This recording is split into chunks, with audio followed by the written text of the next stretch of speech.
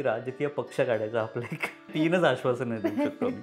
Entertainment, entertainment, entertainment. एकच लक्ष राजकीय पक्ष. की काय होणार, मुलगा होणार का मुलगी? मी म्हटलं खर्च नक्की होणार आहे. पुढचं चांगल्या पद्धतीने मला बुटकं म्हणाली आहेस, पण ठीक आहे, हरकत नाही. म्हणजे माझा चित्रपट चालावा म्हणून मी आता ग्रामीण चित्रपट करतो असं मला करायचं नाही. मी फुल टाईम अभिनेता नाही आहे आणि मी होऊ पण नाही शकत आणि मला व्हायचं पण नाही. जे आहात त्याबद्दल तुम्ही कम्फर्टेबल आहात का, की निपुण आहे, त्यामुळे 5 करोड ओपनिंग तर मिळणारच आहे. हॅलो, नमस्कार.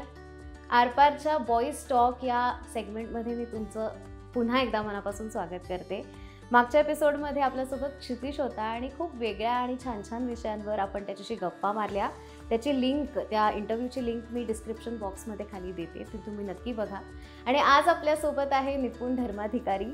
हाय निपुण, मी तुझं खूप छान मनापासून स्वागत करते. आणि तुझी ओळख मी अशी 7-8 बातम्या रेफर करून ड्राफ्ट करून आणली आहे, पण मला असं वाटतं की तू खूप वेगळ्या पद्धतीने आणि छान पद्धतीने तुझी ओळख करून आम्हाला देऊ शकशील. अपार्ट फ्रॉम क्रिएटिव्ह डिरेक्टर, नाटक कंपनी, फोर्ब्स 30 अंडर 30, अमेय वाघचा मित्र, विहाचे बाबा, याच्या पलीकडे एक माणूस म्हणून तू स्वतःची ओळख कशी करून देशील?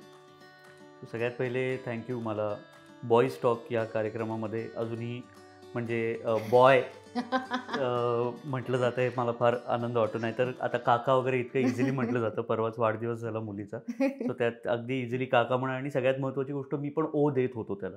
सो मनातल्या मनात मी आता स्वतःला त्या झोनमध्ये टाकलं आहे. पण थँक्यू सो मच मला जरा परत थोडं वय कमी केल्याबद्दल. सो माझी ओळख मला वाटतं तू चांगलीच करून दिलीस. मी आता याच्या पुढे अजून काय ॲड करू. पण हो, माझी सगळ्यात महत्त्वाची ओळख ही अमेयाचा मित्र ही आहे. आणि खूपदा असं होतं की अमेयाचा मित्र असंच होतं, सेम, विच इज फाईन. आणि बाकी मी काय सध्या सोशल मीडियाचा काळ आहे, सो जो माझा इन्स्टा बायो आहे त्याची मी पाहिजे तर तशी ओळख करून देऊ शकतो की film director, husband, dad, storyteller. Right. म्हणजे बायोवरती फारच खूपच हल्ली यायला लागलाय की विश मी ऑन 22 जुलै वगैरे. राईट. सो आपण अमेय वाघ आणि तुझ्या मैत्रीबद्दल अनेक वेळा लोक बोलतात, आपणही बोललो.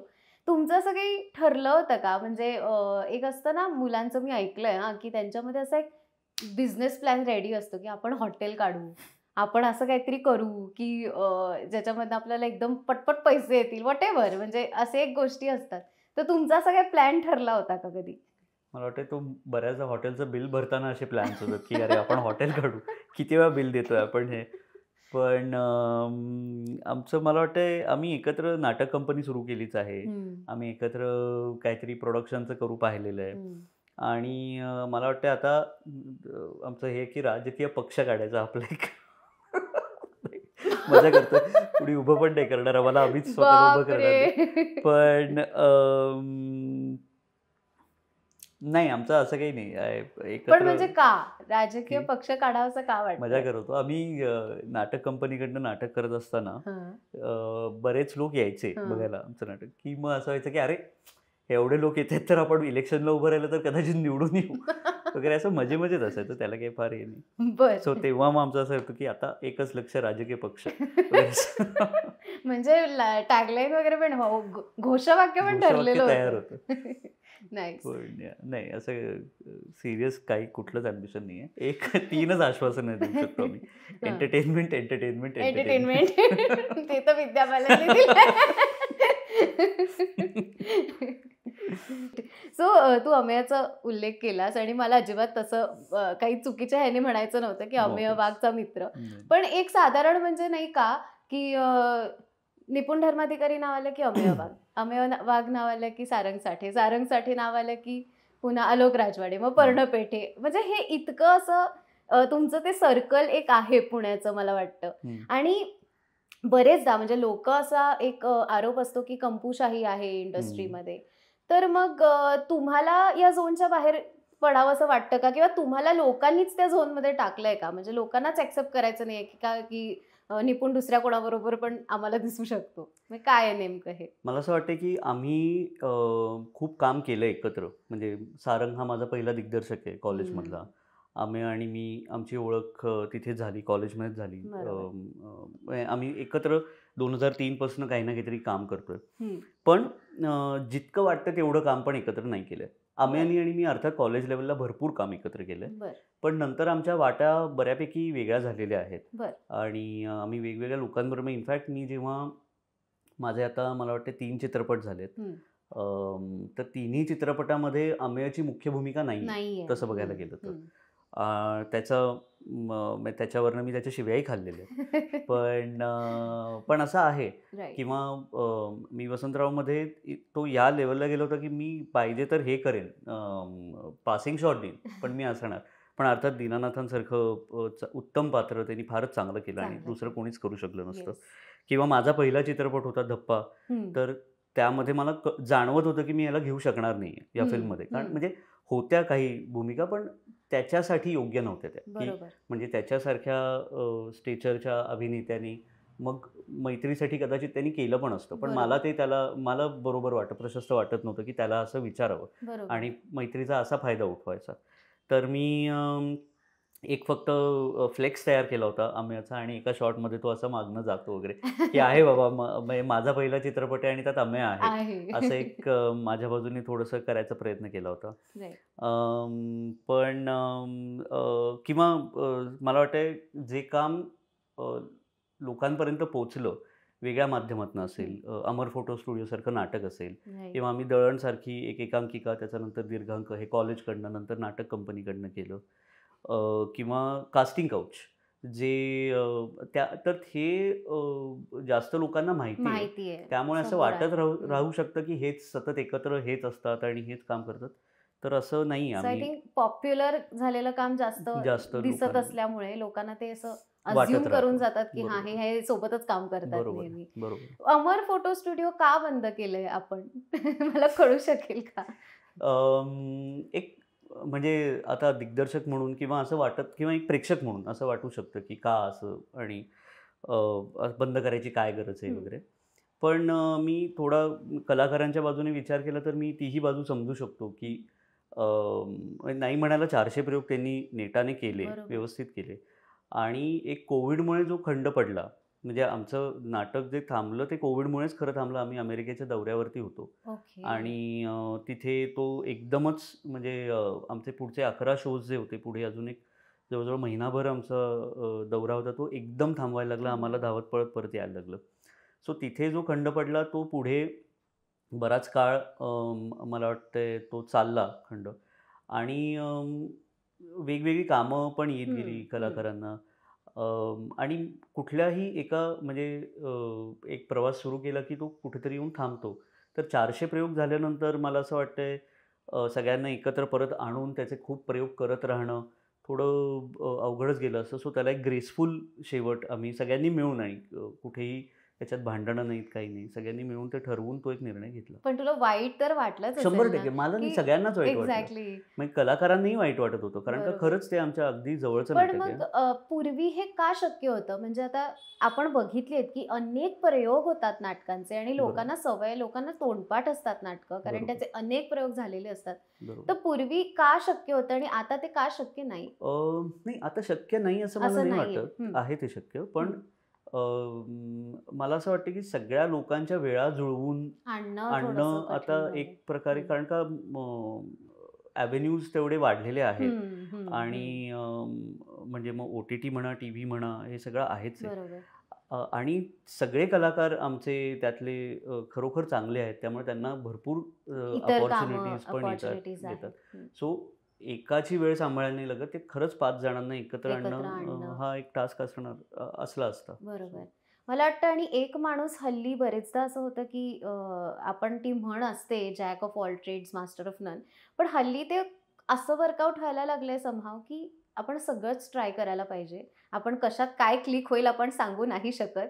त्यामुळे एक ॲक्टर मग तो अँकरिंग पण करतो, मग तो सिनेमामध्ये पण काम करतो, तो OTTवर पण दिसतो, तो लिहितो पण, तो डिरेक्ट पण करतो आणि आता तर निर्मितीमध्ये पण बरेच ॲक्टर्स जाताना आपल्याला दिसतात. पण ही म्हणजे कधी काय क्लिक होईल पेक्षा ही गरज पण आहे ना, की गरज म्हणजे कुठेतरी काहीतरी करून घर चालवणं आणि हे सगळं जे आहे, सो त्यासाठी मग हे खूप इझिली अगदी सोप्या पद्धतीने बोललं, कशाला करतो तू हे, काय तर असं नाही आहे. त्याला त्याची कारणं असणार आहेत बरोबर. त्या माणसाला. सो ती आपण न समजून घेता आपण कमेंट करू शकतो. पण तसं नाही आहे. प्रत्येकाची काही ना काहीतरी कारणं असतात आणि कठोट आहे आता सध्या, खरंच बरोबर. कठोट आहे. बरोबर. त्यामध्ये सर्व्हाइव्ह होणं हे करणं जरा कठीण आहे. कठीण आहे. पण आता तू म्हणजे तू म्हणालास म्हणून हां, की तू बॉय राहिलेला नाहीयेस. आमच्यासाठी आहेस अजून. पण एक अनुभवी म्हणून मला तुला विचारायचं आहे, की हे अनुभवी. फायनान्शियल गणित कसं काय जमवता आलंय तुला? म्हणजे आपलं आपलं आता मी कन्सिडर करते, की माझं पण हेच फील्ड आहे, की मीडिया म्हणजे मीडिया आपण म्हणू शकतो त्याला एक कॉमन टर्म द्यायची झाली तर. की इतकी अनसर्टनिटी आहे या फील्डमध्ये. मी मागच्या वेळेला पण हा प्रश्न क्षितिशला विचारला होता, की खूप म्हणजे आज काम आहे, उद्या काम नाही, परवा अजून काहीतरी वेगळंच असेल, तेरवा परत कोविडसारखं काहीतरी येईल. मग ह्या सगळ्या परिस्थितीशी जुळवून घेणं एका कलाकारासाठी किती कठीण आहे आणि ते कसं मॅनेज करता येतंय तुला?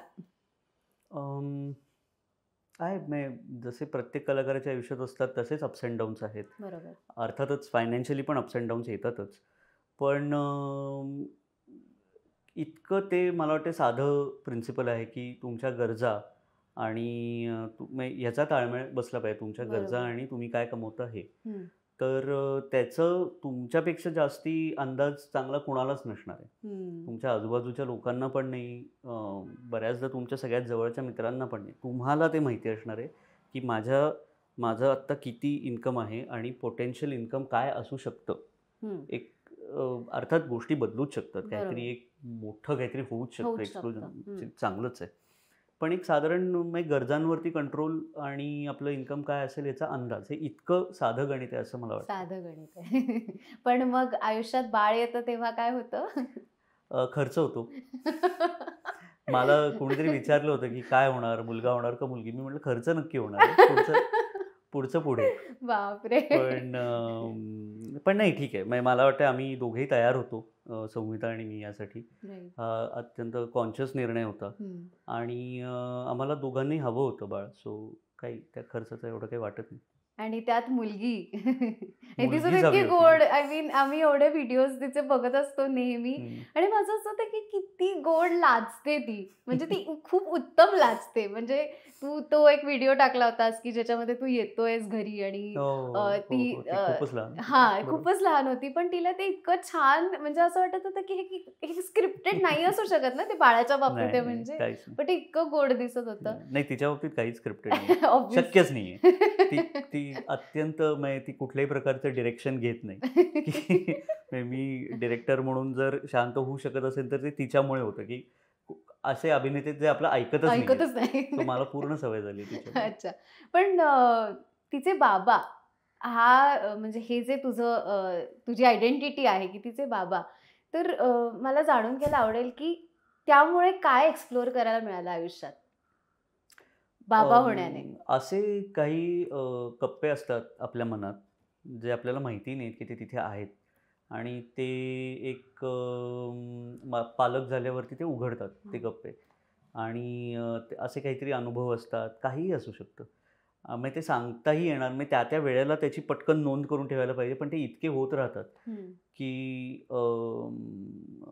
तर ते बदल मला असं वाटत नाही की मी कुठलंही पुस्तक वाचून किंवा कुठला तरी चित्रपट पाहून किंवा कुणाचा तरी मी आदर्श डोळ्यासमोर ठेवून. किंवा कुणाचं तरी दुसऱ्याचं बाळ पाहून होऊ शकेल ते.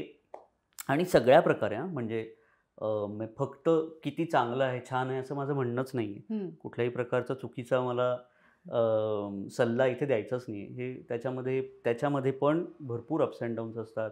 एक अख्खा जीवाची जबाबदारी तुमच्यावरती असते, तुम्हा दोघांवरती, तुमच्या नातेवाईक मित्रमंडळींवरती, पण मोस्टली आईवडिलांवरतीच फक्तच.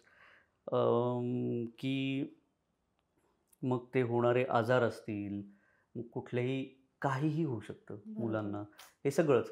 सो या गोष्टी मला वाटतं की हे पालक झाल्यावरच समजतं आणि पण त्याची मनाची तयारी पाहिजे.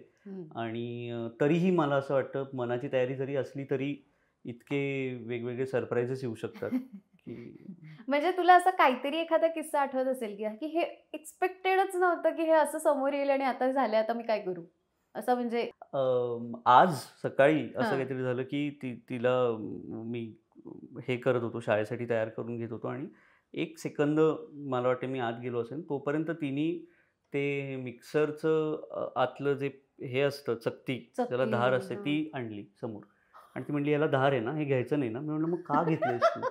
आणि किती गोष्टी तुझ्यापासून आता मी बापरे. लांब ठेवू शकतो." ही ही कुठनं मिळाली तिला जाऊन ते माहिती नाही. सो आणि आत्ता हे मी आजचं सांगतो तुला, आज सकाळचं लिटरली. अशा वेगवेगळ्या म्हणजे ही एक म्हणजे आता हसतोय मी त्याविषयी, पण पण त्या तेव्हा एक ती, क्षण मला असं झालं होतं, की बापरे. हां, म्हणजे काय काहीही होऊ शकतं. राईट. पण बाकी अनेक चांगल्या गोष्टी पण आहेत. म्हणजे जो त्या व्हिडिओचा जो तू आत्ता उल्लेख केलास, तर तेव्हाचा काळ असा होता, की म्हणजे व्हिडिओ ऑन ठेवावासा वाटायचा, कारण घरी आल्यावरची तिची जी रिॲक्शन होती, ती आणि एक एस्पेशली त्या वयात, की अ, आपण काय म्हणतो नितळ, प्युअर, प्युअर. इतकं प्युअर काहीतरी आपल्याला बघायला मिळतं, की त्याच्यामध्ये आपण पण जेव्हा कोणावरती प्रेम करतो आत्ताच्या वयात किंवा आता ती 3 वर्षाची झाली याच्या पुढे, एक प्रकारे ते कंडिशनल प्रेम पण असतं. कितीही आपण म्हटलं, "नाही, नाही, नाही, माझं पूर्ण प्रेम आहे, पूर्ण प्रेम आहे." थोडं कुठेतरी मला वाटतं कंडिशनल प्रेम असतं, की ही व्यक्ती अशी आहे म्हणून माझं तिच्यावर. यांचं तसं असतं असं मला वाटतच नाही, की ते तुम्ही आहात म्हणून त्यांचं तुमच्यावरती प्रेम आहे. ते ते खूप किंवा एकदम बाळ असताना जेव्हा खूप रडायला यायचं, तेव्हा मला प्रश्न पडायचा, आत्ता काय झालं, म्हणजे भूक नक्की लागलेली नाही आहे, काही बाकी झालेलं नाही आहे, पण का मग काय मनात विचार चालू असेल, का हे एक्सप्रेशन हे काय आहे वगैरे, वगैरे. सो हे अनेक गोष्टी आहेत. म्हणजे काही मला वाटत नाही मी शब्दात नीट सांगू शकलोय, पण तरी नाही, पण म्हणजे मला कळतंय तुला काय म्हणायचंय, की म्हणजे बाळाचं तर रिलेशन आहेच, पण कुत्र्याचं एक असतं, हं. की मी प्रचंड घाबरते कुत्र्यांना आणि माझे बाबा मला नेहमी हे समजायचा प्रयत्न करत असतात, की त्याचं प्रेम जे आहे ना, म्हणजे त्याचं जे आहे ना तुझ्यासोबतचं नातं, तुला कोणत्याही माणसाकडनं ते मिळणार नाही, मिळणार नाही. कारण ते खूप जास्त सेल्फलेस आहे. म्हणजे बरोबर, त्याला नाहीये काही तुझ्याकडनं अपेक्षा, बरोबर, की तू हे देशील त्याला, ते देशील, किंवा असली तरी तुझं खूप बेसिक आहे. बरोबर. तर तू नको त्याला घाबरूस. पण ते काही मला अजून जमलेलं तरी नाहीये. जमलेलं नाहीये. बट हो, म्हणजे मला ही भावना कळतीये, की एक सेल्फलेस लव्ह किंवा अनकंडिशनल लव्ह काय असू शकतं, हे हं. बाळाकडनं आपल्याला शिकता येतं. मला आपण प्रेमाबद्दल बोलतोय, सो तुमचं कसं जमलं? संहिता आणि सुमित आणि माझं आपण अगदी काय म्हणू शकतो, अशा क्रूड भाषेत बोलायचं झालं तर डिरेक्टर ॲक्ट्रेसचं प्रेम होतं ते. खरं ओके. बघायला गेलं तर. जे आता विचार करताना असं होतं, की अरे बापरे! हे काय झालं? आपण आपल्या पोझिशनचा चुकीचा वापर केला की काय वगैरे, अरे! वगैरे. मजा करतोय.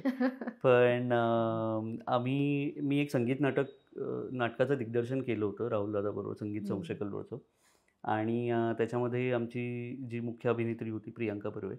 सो तिचा अमेरिकेचा दौरा होता, त्यामुळे ती मध्यात 1 महिना, दीड महिना नव्हती. बरं. आणि मग ते जे काही 4-5 प्रयोग होते, हं. त्यासाठी आम्हाला कोणीतरी एक अभिनेत्री हवी होती. बरं. आणि मग संहिताचं नाव कोणीतरी सजेस्ट केलं होतं. अर्थातच मी तिला सारेगमपमध्ये पाहिलं होतं. बरोबर. आणि मग ती आली आणि मग मला माहिती नाही तिला का मी आवडलो. खरंच, आणि मी ह्याच्यात कुठल्याही प्रकारची मॉडेस्टी नाही आहे. पण खरंच मला माहिती नाही.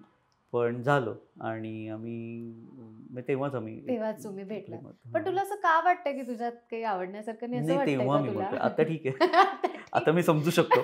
नाही, पण तेव्हा तर म्हणजे मी म्हणजे ट्रॅक पॅन्ट आणि झब्बा वगैरे पण तुला अशा काय प्रकारचं वाटतं, असं. म्हणजे मुलींना काय आवडत असेल मुलांमधलं? Apart from looks. आता लुक्स, अपार्ट फ्रॉम लुक्स म्हणजे किती मोठा आहे तो एक विषय. विषय. सो तो अपार्ट ठेवायचा म्हणजे किती धाडस लागत असेल. सो ती धाडसी आहे मुलगी असं मला वाटतं सौमिता खूप. नाही, पण म्हणजे मला एक तुझा इंटरव्ह्यू ऐकताना तू असं म्हटला होतास, की बीइंग एक्स्ट्रा व्हाईट किंवा बीइंग एक्स्ट्रा फेअर ह्याबद्दल तुझं काहीच म्हणणं नाहीये. म्हणजे तू एकदम निवांत आहेस त्या बाबतीत. तुला काहीही त्याचा म्हणजे काय म्हणतात आपल्याला एक थोडंसं शब्द मला सापडत नाहीये, की काय असं एकदम न्यूनगंड मे बी असतो, किंवा मुलींना जे अस्थेटिकचं एक प्रेशर असतं, अस्थेटिक राहण्याचं किंवा त्यांना एक लुक्सचं एक प्रेशर असतं, तसं मुलांना नसतं का? म्हणून तू एकदम चिल आहेस का? नाही, भरपूर प्रेशर आहे. काहीच्या काही प्रेशर आहे लुक्सचं. हां. आणि मला असं वाटते, मला माहिती नाही मी एकदम चिल आहे त्या बाबतीत असं म्हणालो असेल तर मग आता परिस्थिती बदलली आहे. बरं. पण मला असं वाटतं की मला त्या गोष्टीचा विसर पडतो. इतके वर्ष मी जगलो आहे त्याच्याबरोबर. जवळजवळ आता 32 वर्ष मी त्याच्याबरोबर जगतोय. त्यामुळे मला त्या गोष्टीचा आता म्हणजे अंगवळणी पडलं. तरी कधी कधी असे मोमेंट्स येतातच, नाही असं क्षण येतात काही की जेव्हा त्याची जाणीव होते. आणि ठीक आहे, आता आहे ते काय करणार, ते बदलू तर शकत नाही. आणि आता ते बदललं तर काय होईल हे पण मला माहिती नाही. सो आता आहे तसं आहे. राईट. पण तरी म्हणजे असे अनुभव की जे गमतीशीर पण असू शकतात किंवा थोडेसे मनाला जिव्हारी लागलेले असे पण असू शकतात. तर तू जर कम्फर्टेबल असेल तर आम्हाला ऐकायला आवडेल की काय नक्की या फेजमधनं जाणं तुझ्यासाठी होतं? मजेशीर प्रसंग तर खूपच आहेत. काही म्हणजे मी किती वेळ आपल्याकडे असं एक किती काय काय सांगू सुरुवातीपासून. पण एक तर फॉरेनर सगळ्यात महत्त्वाची गोष्ट. लहानपणी कुठेतरी आम्ही असेच फिरायला गेलो होतो. तर मी कुठल्या तरी गाईडला गंडवलं होतं असं मला आठवते की तो माझ्याकडनं काहीच्या काही पैसे मागत होता. आणि मग मी त्याला म्हटलं, एका पॉईंट नंतर म्हटलं क्या बोल रहे हो आप, असं म्हटल्या तो हे झाला की 5,000 रुपये तेव्हा वगैरे काहीतरी तो मला सांगत होता. आणि मी म्हटलं क्या, तोपर्यंत मी इंग्लिशमध्येच बोलत होतो. म्हणजे तू त्याला गंडवत होतास. थोडं म्हणजे तोही माझ्याकडे फॉरेनर म्हणून आला. म्हटलं ठीक आहे चल, तुला मी फॉरेनर वाटतोय, मी बोलतो फॉरेनर म्हणून. आणि मग काहीतरी त्यांनी सांगितलं यावाच्या सवा. 1-2दा रिक्षावाल्यांबरोबर झालंय तसंच. चुकीचा कुठला तरी मार्ग घेत होता. आणि मग एका पॉईंटला ओ काका काय करताय म्हटल्यावरती लगेच आणि म्हणजे तोपर्यंत तू इंग्लिशमध्ये त्यांच्याशी काही फारसं बोलतच नव्हतं. काहीतरी एक सांगितलं होतं की पण ते सांगताना मला वाटतं की मराठीचा एवढा वापर झाला नव्हता की काय बाबा कोथरूड एवढंच म्हटलं. बस गेलो. फॉरेनर काय रिक्षावाले पुण्याचे तर इकडच्या माणसांना पण गंडवत असतात. ते काय आता ते कुठलेही पण. ऑफकोर्स. त्याच्यानंतर गेम ऑफ थ्रोन्स नंतर त्याला एक कलाटणी मिळाली फॉरेनर. मग ते व्हाईट वॉकर हे झालं. असे खूप काय काय. आणि मग बाकी आता काय सोशल मीडिया आहे, खुलं मैदान आहे सगळ्यांसाठी. आपलं प्रोफाईल पण खुलं आहे, रिस्ट्रिक्ट केलेलं नाही आहे. त्यामुळे कोणाला पाहिजे ते काय वाटतं काही कमेंट्स करू शकतात. सो खूप लुक्स, एक मेल पर्स्पेक्टिव्ह आणि या सगळ्या गोष्टींबद्दल आपण बोलतोच आहोत. पण आताचं तुझं रिसेंट काम आठवतंय तर मिसमॅच, म्हणजे त्याचा म्हणजे मोस्टली सेनिक तर सगळ्यांना माहिती आहे आम्हाला. त्यामुळे हिंदीतलं तुझं एक काम आमच्या समोर येत आहे. तर त्याबद्दल मला जाणून घ्यायचंय की कसं, म्हणजे तो अनुभव काय राहिलाय, कसं तू त्या एखाद्या सिरीजमध्ये किंवा OTT वरती आता तुझा OTTचा एक्सपिरियन्स कसा राहिलाय ते आम्हाला सांगशील? सो मिसमॅच करून पण झाली आता 4-1 वर्ष. त्याचं मी पहिला सीझन केला होता, नंतर फक्त आकर्षच करतोय. आकर्ष खुराणा माझा खूप चांगला मित्र आहे. आणि तो जितक्या सोप्या पद्धतीने त्याच्याबरोबर मैत्री होऊ शकते, कारण तो जसा आहे त्याच्यामुळे, तर तितक्या सोप्या पद्धतीने मी नेटफ्लिक्सच्या एका सिरीजचा डिरेक्टर झालो. आणि ते पूर्णपणे त्याचं क्रेडिट आहे. तो अनुभव चांगला होता. खूप चांगली टीम होती आमच्या सगळ्यांची. ॲक्टर्स पण नवीन सगळे होते, भुकेले होते. आणि सगळं म्हणजे पूर्ण 100-110% द्यायला तयार होते त्या कामासाठी. त्याच्यानंतर मला वाटते तो OTT बरोबरचा पहिला अनुभव होता. नंतर आत्ता प्रकाश नारायण संतांच्या वनवास या कादंबरीवरती, कथासंग्रहावरती जे काय आत्ता लंपन नावाची एक वेब सिरीज केली. सो तो एक दुसरा अनुभव आहे. आणि हिंदीचं म्हणायला गेलं तर मला असं वाटतं की आत्ता इश्क विश्क जो 2003 साली चित्रपट आला होता, तो इश्क विश्क रिबाउंड हा चित्रपट, आणि आता तिचा टीझर लवकरच येणार आहे. स्वतः जरा हे वर्ष कदाचित काहीतरी छान माहिती नाही, वेगळं काहीतरी असणार. राईट. मला असं म्हणजे मराठी लोक हिंदीत गेली की त्याच्या बातम्या होतात, म्हणजे हा अभिनेता जाणार आता हिंदीत किंवा व्हॉटएव्हर, आणि त्यांच्या त्या टॅगलाईन्स किंवा हेडलाईन्स असतात. सो हिंदीत जाणं आणि हिंदीत मोठं होणं हा आपल्यासाठी खूप मोठा विषय आहे. आणि मला असं वाटतं की मराठी सुपरस्टार अजून झाला नाहीये. म्हणजे हिंदीतले जे काही NTR असेल तर ही सगळी नावं अशी आहेत की जी खूप जास्त सतत आपल्या नजरेत येतात, डोळ्यात येतात, ऐकायला येतात आपल्याला, त्यांची कामं दिसतात. तर मराठीत कुठे कमी पडतोय आपण, की मराठी सुपरस्टार मग लेट्स से हिंदीत जाऊ शकला नाहीये का, किंवा त्याच्यावरती तुझा काय से असेल? मला वाटतं स्केल आपल्याकडे पहिल्यापासून थोडीशी कमी आहे. म्हणजे स्वस्तातलं चित्रपट बनवणं आणि त्यामुळे ते सगळंच त्यामुळे थोडंसं छोटं होत गेलं आपल्याकडे. त्यामुळे जेव्हा हिंदीत जाणं म्हणजे काय, तर स्केल मिळते मोठी, जास्त पैसे मिळतात, काहीतरी मोठं करता येतं वगैरे वगैरे. त्यामुळे त्याचा आपल्याला अप्रूप आहे. जसं एक ॲस्पिरेशनल क्वालिटी असते प्रत्येकाची, की काहीतरी मोठं आपल्या आयुष्यात घडावं अजून. सो ती जागा हिंदीने घेतली अनफॉर्च्युनेटली मराठी चित्रपटांसाठी. जे मला असं वाटते की तेलुगू चित्रपट असेल, तमिळ चित्रपट असेल, तिथे नेहमीच ते मोठे करत आलेले आहेत. चित्रपट म्हणा किंवा चित्रपट लार्जर दॅन लाईफ आणि सगळंच. त्याचं प्रेझेंटेशन, त्याच्यात खर्च करण्यात येणारा पैसा. आणि त्याची दुसरी बाजू अशी की त्यांनी प्रेक्षक वर्ग तयार केलाय. मग ते त्यांच्याकडचं इन्फ्रास्ट्रक्चर असो, की मी असं ऐकलंय की आंध्र प्रदेशात, तेलंगणामध्ये, तमिळनाडूमध्ये की 5 किलोमीटरच्या रेडियसमध्ये थिएटर असतंच आणि लोक जाऊन बघतातच तो चित्रपट जो कुठला लागतो. आपल्याकडे तसं नाही आहे. आपल्याकडे थिएटरचं जे कॉन्सन्ट्रेशन आहे ते पुणे, मुंबई, त्यातल्या त्यात मग नाशिक, नागपूर, कोल्हापूर ह्या पट्ट्यात जास्त आहे. तर त्यामुळे सिनेमा बघण्याचं कल्चर म्हणतो आपण ते तेवढं डेव्हलप झालेलं नाही आहे. त्यामुळे जे चित्रपट बनत गेले ते ह्या ऑडियन्ससाठीच जास्त बनत गेले आणि भरपूर मोठा ऑडियन्स आहे ज्यांच्याकडे दुर्लक्षच केलं गेलं. आणि मग त्यांना मला असं वाटतं की या बाकीच्या ऑडियन्सला एक हे वाटायला लागलं, परकेपणा वाटायला लागला की हे आपली भाषा पण बोलत नाहीये, हे आपले विषय पण नाहीये, मग हे काय चाललंय. पण मग ॲज अ डिरेक्टर तुला नाही का काही करावं असं वाटलं ग्रामीण भागातल्या? मला अर्थातच करावं असं वाटतं, काही त्याबद्दल वाद नाही आहे. मला फक्त ते जितकं म्हणजे माझा चित्रपट चालावा म्हणून मी आता ग्रामीण चित्रपट करतो असं मला करायचं नाही. मला खरोखर ती कथा सुचली पाहिजे किंवा जर कोणी कथा आणली तर ती भावली पाहिजे आणि मग ते करेन. आणि ती पूर्ण अर्थात प्रत्येक काम प्रामाणिकपणेच करतो, तेही पूर्ण प्रामाणिकपणे करेन आणि खोलात जाऊन शिरून सगळं करेन जे त्याचं असेल ते. पण आता माझे चित्रपट चालत कसे, म्हणजे मी बिझनेस अँगलनी मला ते करायचं नाही, मनापासून मला ते करावंसं वाटलं पाहिजे. आणि ते कुठली तरी कथा येणंच तेवढं, कथा सुचणं किंवा येणं तेवढ्याचाच एक आता भाग राहिला. बरोबर. मला असं वाटतं खूप जास्त ऑडियन्स हा OTT वरती आता ट्रान्सफॉर्म होतोय. म्हणजे थिएटरमध्ये जाऊन बघणं पिक्चर तर झालंच, पण OTT वरती तुम्हाला किती गोष्टी अवेलेबल आहेत याच्यावरती सुद्धा तुमचं फेमस होणं कदाचित अवलंबून असू शकतं आता, कारण मोबाईल प्रत्येकाच्या हातात असतो आणि इझिली ॲक्सेस तिथून आपल्याला मिळू शकतो.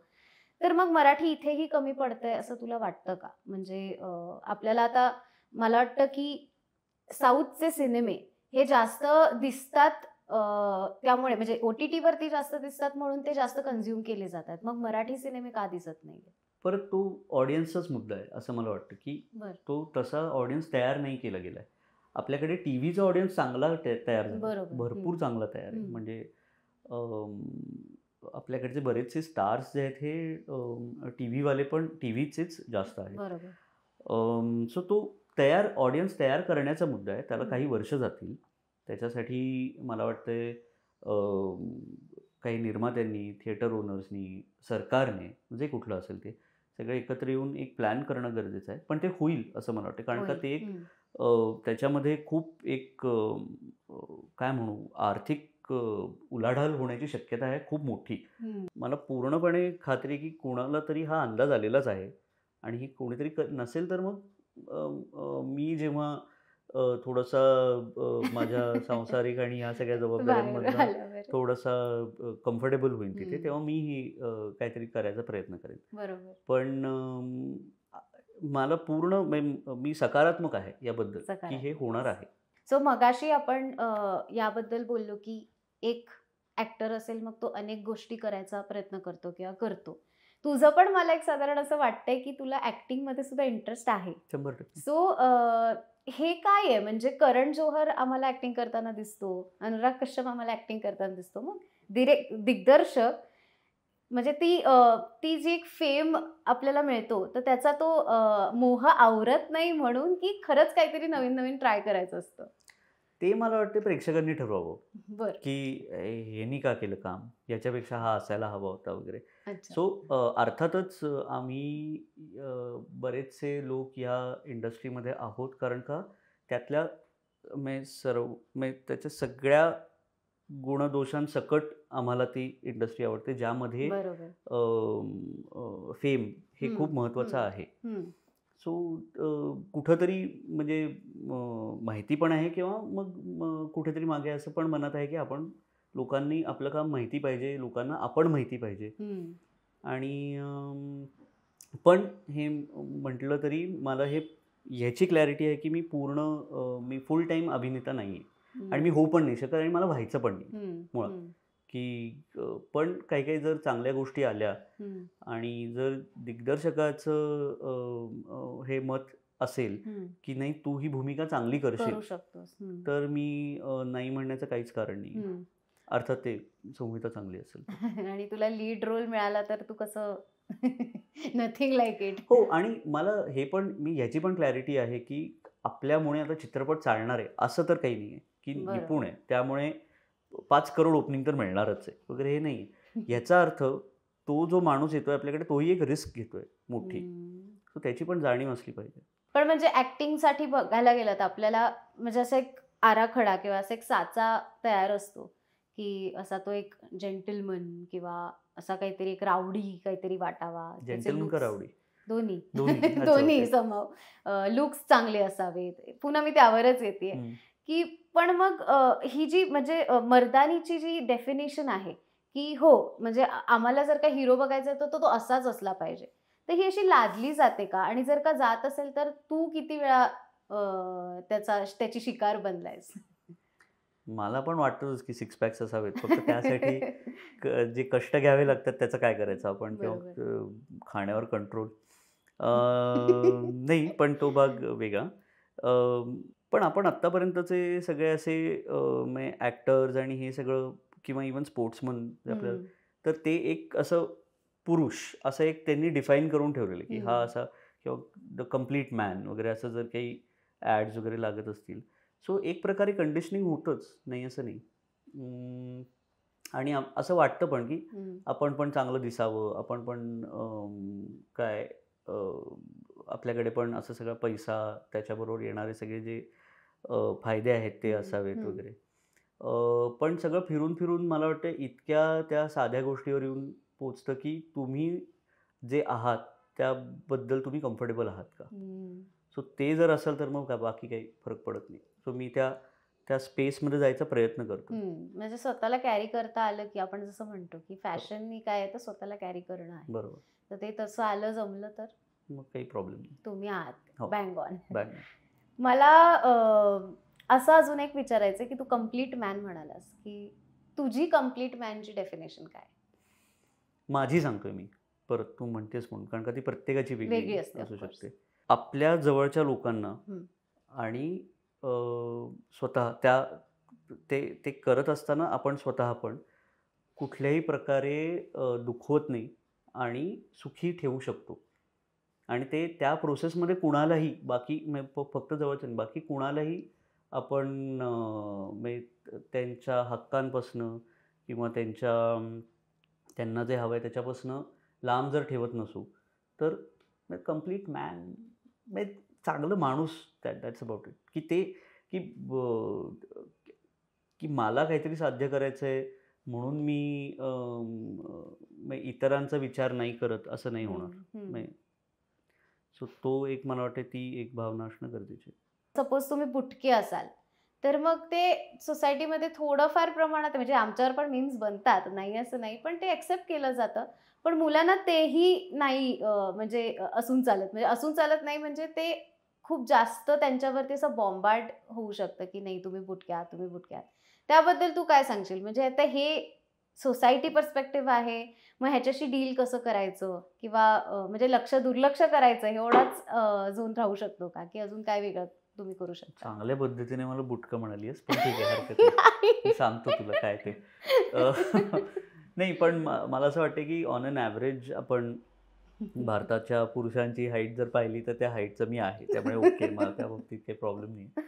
आणि मग त्यांना देताना अशी उदाहरणं द्यायची की सचिन तेंडुलकर वगैरे, की आहे भारीतला आहे तो आणि काही फरक नाही पडलाय. अशी उदाहरणं आहेत म्हणायचं की तेंडुलकर आहे बघा आमचं, किंवा अनेक अशी काही काही उदाहरणं सापडतील. ओके. सो खूप वेगवेगळ्या विषयांवरती प्रयत्न केलाय प्रयत्न मी, केला. कारण त्याचं पहिल्यांदाच म्हणजे मी काल आमचं बोलणं चाललं होतं तेव्हाच त्याचं असं म्हणणं होतं, की माझ्याकडे ना खरं तर काही नाहीये वेगळं बोलायला. असं त्याचं एक आलं होतं. म्हटलं की पण नाही म्हणजे जितकं आता तुझा करिअर ग्राफ, तुझं तुझं सगळं काम आमच्या समोर कायमच येत असतं आणि ते येत राहीलच. पण एक माणूस म्हणून जाणून घेण्याचा छोटासा प्रयत्न होता हा आणि थँक्यू सो मच तू थँक्यू मैथिली. आम्हाला वेळ दिलास, इथे आलास, आमच्याशी गप्पा मारलास त्याबद्दल. आणि तुम्हाला हा एपिसोड कसा वाटला आम्हाला कमेंट बॉक्समध्ये खाली कमेंट करून नक्की सांगा.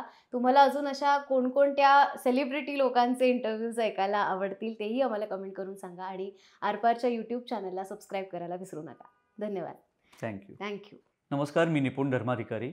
आरपारच्या बॉईज टॉक या कार्यक्रमात आज मैथिलीने माझा इंटरव्ह्यू घेतला होता आणि तुम्हाला अशाच प्रकारच्या गप्पा ऐकायच्या असतील वेगवेगळ्या लोकांच्या, तर नक्की आरपारला सबस्क्राईब करा, लाईक करा, कमेंट करा. थँक्यू.